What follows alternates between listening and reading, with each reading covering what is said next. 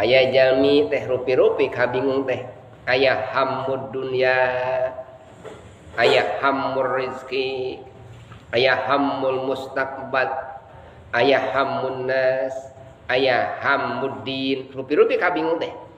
Jalmi anu hirup bingungna teh kulantaran dunya. Kumaha lamun teh mah urang bingung tadi teh enjing keneh geus mikiran haliah dunya.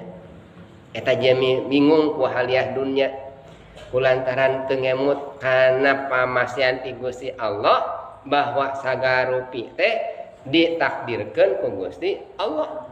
Masih eta jalmi nah beuti pasian rasa kabingung sabab nguruskeun kana urusan Gusti Allah.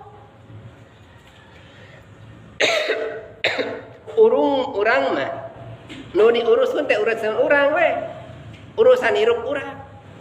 Nah jalmi tepikeun kabingung sabab eta jalmi nguruskeun urusan batur.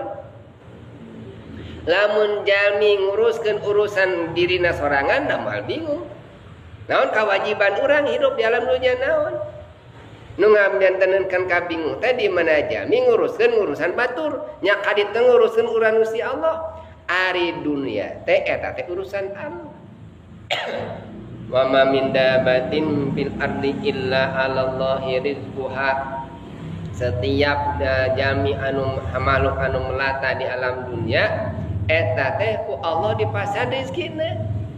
Cek sepuh mah uteug tongo walang taga dirisian ku si Allah. Dari rezeki mah tos dijamin ku Gusti Allah, urang mah wajib ikhtiar. Hasil teu hasilna eta mah urusan Allah.